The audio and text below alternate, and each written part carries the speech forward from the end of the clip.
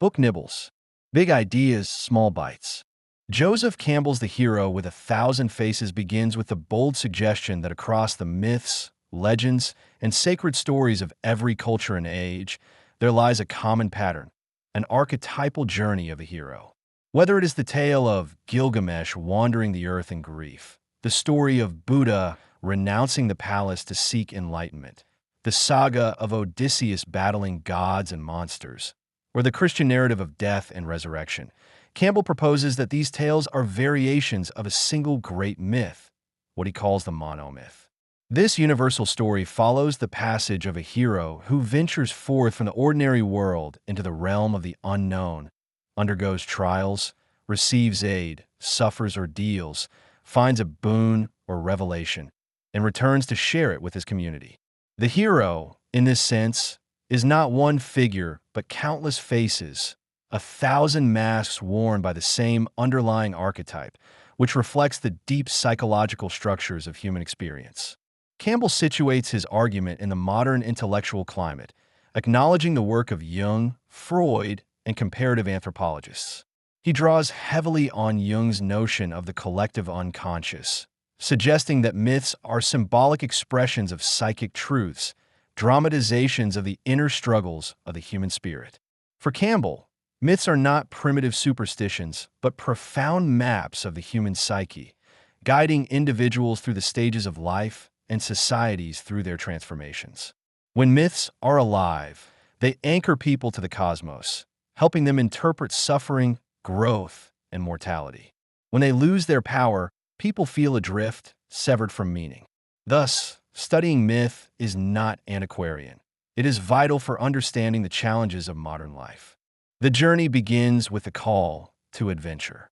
Campbell describes how, in many stories, the hero starts in the familiar world of family, tribe, or society, living a life that may seem sufficient but carries an unspoken restlessness. Then something intrudes, an invitation to step beyond the known. This might be a literal summons, like Moses called by God from the burning bush, or it might be symbolized by an animal guide, a sudden loss, or a stirring within the soul. The hero may resist at first, clinging to the safety of the ordinary world. In myths, this refusal often leads to stagnation, illness, or doom, as when Jonah flees God's call and ends up swallowed by the great fish. To accept the call is to risk death, exile, or ridicule, yet is also the only path to transformation. Once the hero accepts, he meets helpers, supernatural aid in the form of mentors, guides, or magical objects. These are the fairy godmothers, the wise old men, the amulets and swords that grant protection. Campbell compares this to the psyche providing resources when one embarks on change. In fairy tales, the helper may be a talking animal. In epic, it may be Athena guiding Odysseus. Their role is to reassure the hero that though the path is treacherous, unseen forces support him. Soon comes the crossing of the threshold, where the hero leaves the familiar and enters the zone of adventure.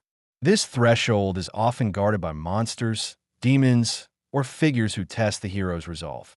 Think of Cerberus at the gates of Hades, or the dragon barring entry to a treasure hoard.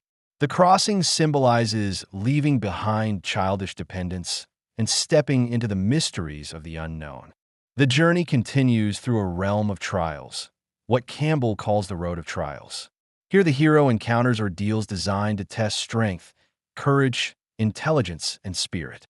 These trials may be battles against monsters, riddles posed by sphinxes, or temptations that seduce the hero from his path.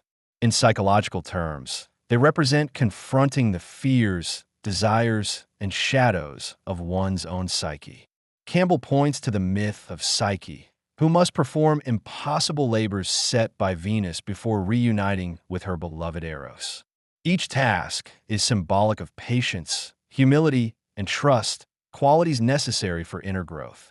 In many stories, the hero is helped invisibly during these tasks, again affirming that supernatural aid persists. Along this path lies the meeting with the goddess, where the hero encounters the feminine aspect, representing wholeness, fertility, or ultimate wisdom. Often, She appears as a beautiful maiden or nurturing mother, but she is more than a reward. She symbolizes union with the life force itself. Campbell interprets this as the moment when the hero recognizes the sacredness of existence, the grace that pervades the world. Yet the goddess has her counterpart in the temptress, the negative feminine, drawing the hero into lust, forgetfulness, or betrayal of his quest. The temptress is not necessarily a woman, but a symbol of distraction, the lures of comfort or power that derail spiritual growth. Monastic traditions often dramatize this as battles against sensual desire, but the underlying theme is universal. The hero must remain faithful to the path, resisting the urge to abandon the adventure for temporary pleasures. Another crucial moment is the atonement with the father. The father figure represents authority, law, and often terror. In many myths, the hero must confront a father god or monstrous father figure, battling him or reconciling with him. This may be literal, as with Telemachus facing the suitors in Odysseus' house, or symbolic, as in Luke Skywalker's confrontation with Darth Vader. Campbell interprets it as the individual confronting the power of the superego, the internalized authority that must be integrated for maturity. Sometimes the father is slain, as in the case of Oedipus, who kills Laius unknowingly. Other times, the father bestows blessing once the hero proves worthy. This stage often overlaps with the apotheosis, the hero's transformation into a state of expanded awareness, where opposites are reconciled and the hero gains access to ultimate knowledge. At the heart of the journey is the ultimate boon, the gift or revelation the hero secures. This may be the golden fleece, the elixir of immortality, the fire stolen from the gods, or enlightenment itself. What matters is that the boon symbolizes renewal, healing, or wisdom that can transform not only the hero, but his community. Prometheus bringing fire is paradigmatic.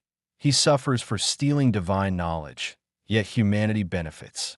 The boon may also be intangible, like the Buddha's discovery of the Dharma, the way to end suffering. For Campbell, the boon represents the fruits of psychological integration, the treasure found by plunging into the unconscious and returning with new life. But the return is as perilous as the departure. Often the hero resists returning, reluctant to leave the bliss of enlightenment or the newfound power. The Buddha hesitated to teach, seeing the world as too blind to grasp the truth, until compassion moved him. Other times, the hero must flee, pursued by angry gods or monsters who wish to keep the boon for themselves. Jason must escape with Medea, chased by her father. Here, Campbell emphasizes the motif of the magical flight, where the hero barely escapes with the treasure. Crossing the return threshold, the hero re-enters the ordinary world, but transformed. He has tasted the transcendent, and the challenge is to communicate it to those who remain behind. Myths portray this as difficult, for how can one put divine knowledge into mundane words? Yet the hero must try, becoming the master of two worlds, balancing the spiritual and the material, finally achieving the freedom to live without fear of death, knowing that life and death are but aspects of the eternal cycle.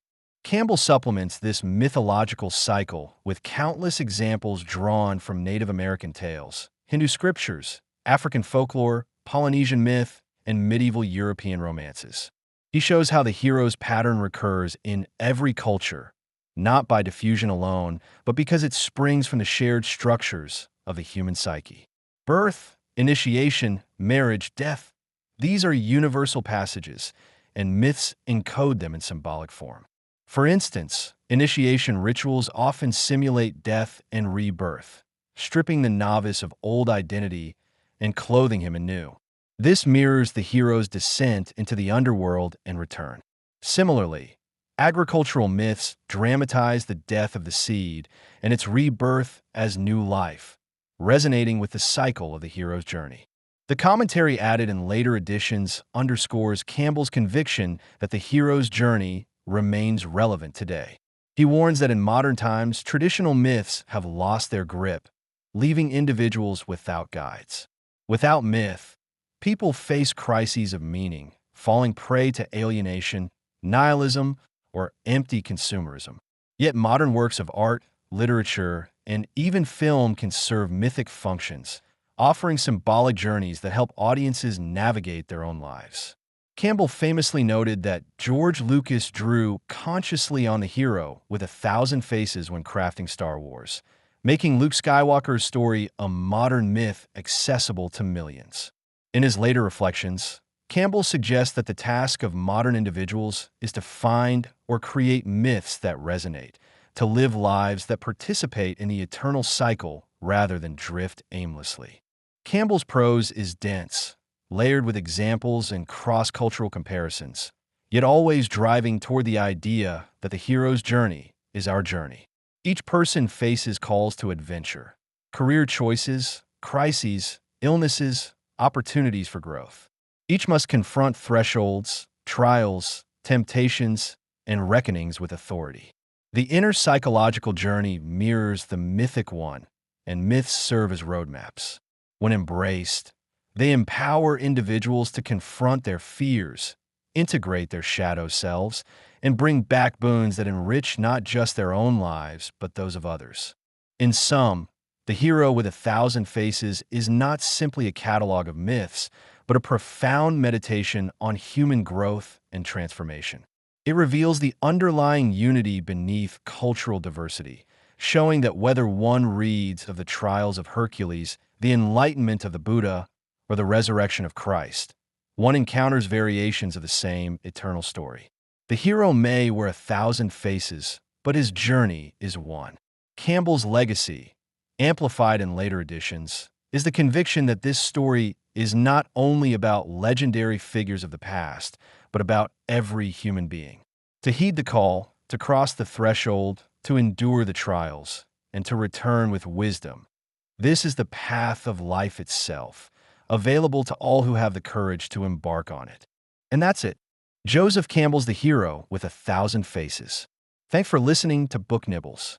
If you enjoyed this bite-sized book, don't forget to subscribe for more quick, insightful summaries. See you in the next nibble.